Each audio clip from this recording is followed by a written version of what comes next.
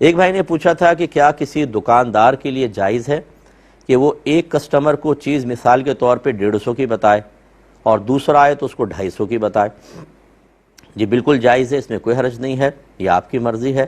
بس یہ ہے کہ وہ ایسی چیز نہ ہو کہ لوگوں کی سخت ضرورت والی چیز ہو، جیسے غلہ وغیرہ ہوتا ہے، آٹا ہے، چینی ہے، اور مارکیٹ میں شارٹ ہے، تو آپ نے کسی کی مجبوری سے ناجائز فائدہ اٹھانے کے لیے اس کی قیمتیں زیادہ بتائیں، یہ غلط ہوتا ہے۔ ویسے نارمل حالت میں کہ آپ کی دکان پر بھی چیز ہے، کہیں اور پر بھی ہے، لوگ کہیں اور سے بھی لے سکتے ہیں، تو پھر آپ چاہے چیز کو کتنے بھی زیادہ میں بیچیں۔ یہ جو لوگ کہتے ہیں جی آٹے میں نمک کے برابر پروفٹ جائز ہے، بالکل غلط کہتے ہیں۔ اب میں ان سے پوچھتا ہوں کہ یہ آٹے سے مراد کتنا کلو آٹا یہ بتاؤ، اور نمک سے مراد کتنا نمک ہے یہ بتاؤ، ذرا اس کی مقدار متعین کرو۔ یہ خالی بے سروپا باتیں ہیں۔ میں یہ ایک پین اگر چاہوں تو 2 لاکھ کا بیچ سکتا ہوں، میری مرضی ہے۔ جیسے یہ بڑی جو سیلیبریٹیز ہوتی ہیں، یہ بعض اوقات ان کی چیزیں لوگ زیادہ مہنگے داموں لے لیتے ہیں، کیا اس پہ کوئی آبجیکشن ہم کر سکتے ہیں؟ نو۔